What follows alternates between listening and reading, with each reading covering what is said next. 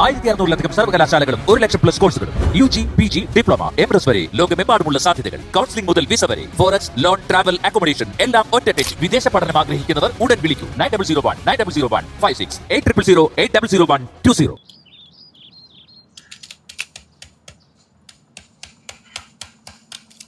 அம்மா கேஸோட ஓணச்சந்தை ஆரம்பிக்கும் போது நிறைய காய்கறிகள் தேவைப்படும்ல. அந்த விஷயம் நான் முத்துக்குமரன் அண்ணன்ட்ட சொல்லியிருக்கேன். நான் சொல்லியிருக்கேன் நம்ம எல்லாரும் சேர்ந்து கோவிந்தபுரம் வரும்னு. മുത്തുകുമരന്റെ ആരാ ഗോവിന്ദപുരത്തുള്ള? அவரோட பெரியம்மா. அம்மா பெரியம்மானா சொந்தம் பெரியம்மா எல்லாம் இல்ல. அவங்க குடும்பம் அங்க ரொம்ப பைசா எல்லாம் இருந்தது. ஆனா இப்ப எல்லாமே போச்சம்மா. ഈ മുത്തുകുമരൻ ശരിക്കും നിന്റെ ബന്ധുവാണോ?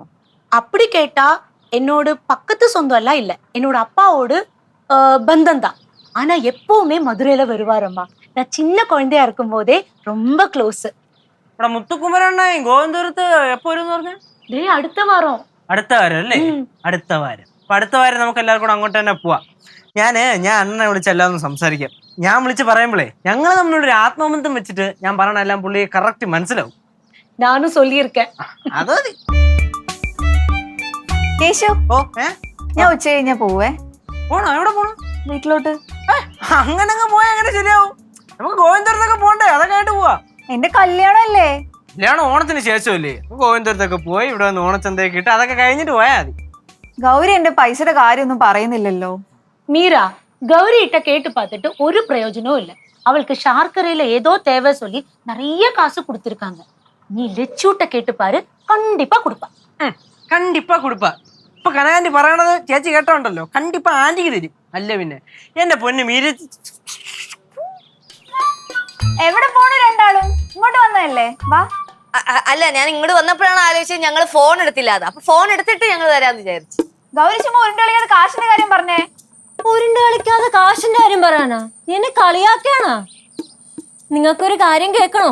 പണ്ട് അങ്ങ് ബാംഗ്ലൂർ ഇവിടെ ഒരു ഗതിയില്ലാതെ നിന്ന സമയത്തെ ഒരു ഗതിയില്ലാതെ നിന്ന സമയത്ത് നിനക്ക് നിൽക്കാനൊരു ഇടം തന്നത് ഞാനാണ്. അതും വാടക പോലും മേടിക്കാതെ നിൽക്കാൻ നിനക്കൊരു ഇടം തന്നത് ഞാനാണ്. നിനക്ക് ഓർമ്മയുണ്ടോ അത്? അത് മറന്നാ? എവള് മറന്നു കാണും. കാരണം 50,000 രൂപയാണല്ലോ വലുത്. ഇവള് മറന്നു കാണും. തലം മറന്ന എണ്ണ തേക്കില്ല എന്റെ മീര. ഇനി വേറൊരു കാര്യം കേൾക്കണോ?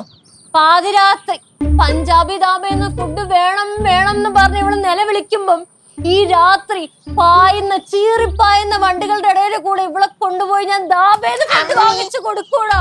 ധാബേന്ന് ഫുഡ് വാങ്ങിച്ചു കൊടുക്കും. മറന്നാ നീ? അവള് മറക്കും. കാരണം അവൾക്ക് 50,000 രൂപയാണല്ലോ വലുത്.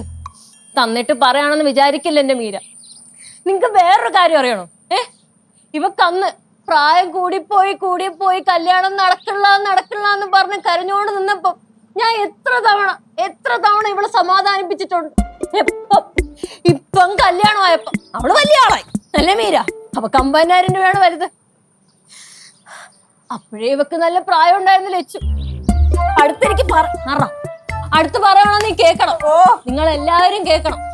ഇവക്ക് എന്നെക്കാളും ഒരുപാട് പ്രായം കൂടുതല. പക്ഷെ ഒരുമിച്ച് നിന്ന ആ അടുപ്പം കൊണ്ട്, അത്രയും സ്നേഹം ഉള്ളത് കൊണ്ട് ഞാൻ ഇവളെ മീരാന്ന് വിളിച്ചു പോയി. എന്നിട്ടും ഇവക്ക് 50,000 രൂപയുടെ വലുത്. 50,000 രൂപ അത്ര ഉള്ളൂ അല്ലേ നമ്മൾ തമ്മിലുള്ള ബന്ധം? മീര നീ കേക്കണല്ലേ? നിന്റെ അമ്മോ ഒന്ന് നിർത്തോ? തുടങ്ങി കഴിഞ്ഞ മനുഷ്യനെ കൊന്നിട്ടേ നിർത്തുള്ളൂ. അല്ല, നിങ്ങൾ തമ്മിൽ ഇത്ര നല്ലൊരു ബോണ്ട് ഉണ്ടായിട്ടാണോ ഈ നിസ്സാര പൈസയുടെ പേരും പറഞ്ഞ പ്രശ്നം ഉണ്ടാക്കുന്നത്? 50,000 ലച്ചുവിന് നിസ്സാര പൈസയാണോ? സ്നേഹത്തിന്റെ മുന്നില് 50,000 നിസ്സാരം അല്ലേ ലച്ചു? പോട്ടെ, മീര ടീച്ചറിന്റെ കല്യാണം എപ്പോഴാണ്? ഒക്ടോബറിൽ. ഓണം കഴിഞ്ഞിട്ടാണ് കല്യാണം അല്ലേ? അങ്ങനെയാണെങ്കിൽ ടീച്ചർ ഒരു കാര്യം ചെയ്യും. നൈസില് നമ്മുടെ കൂടെ ഓണച്ചന്തയിൽ അങ്ങ് തയ്യാറിച്ചങ്ങ് നില്ലേ. നമ്മൾ 5 രൂപ എങ്ങനെ വരും നമുക്ക് ഇൻവെസ്റ്റ്മെന്റ് വരും. 10 രൂപ നമ്മളെ കൊയ്യൂലേ? അപ്പൊ ടീച്ചർ 50 രൂപ ഇട്ട് കഴിഞ്ഞാ ഒന്നും കൊണ്ട് സുഖമായിട്ട് അങ്ങ് കല്യാണത്തിന് പോവാ. ഈ ഒന്നെന്ന് പറഞ്ഞ 1 ലക്ഷം. ടീച്ചർ ഒരു 50,000 രൂപ ഇറക്ക, 1 ലക്ഷം കൊണ്ട് പോവുക. എടേ, കല്യാണത്തിന് സമാഹരിച്ചു വെച്ചേക്കണ പൈസ ഉണ്ടല്ലോ, അതിന്നൊരു 50,000 രൂപ അങ്ങ് ഇറക്ക് അല്ലേ? ഒന്ന് പോകവരി. ഇനിയിപ്പോ ടീച്ചർക്ക് വേണ്ടെങ്കിൽ വേണ്ട. എടാ, 50,000 ഞാൻ തരാം. എന്നിട്ട് എനിക്ക് 1 ലക്ഷം രൂപ തന്നാ മതി. അതാകുമ്പോ ഇപ്പൊ നമ്മുടെ വീട്ടിൽ തന്നെ ഇരിക്കുമല്ലോ. അത് തന്നെ.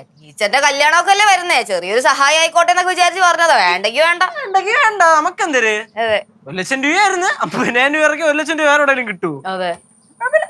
അപ്പൊ ഞാൻ 50,000 തന്ന കല്യാണത്തിന് 1,00,000 ആയിട്ട് തരുന്നാണോ പറയണേ? പറ്റും, നമുക്ക് തരാൻ പറ്റും. ഉറപ്പല്ലേ? ഞാൻ ഗ്യാരണ്ടി.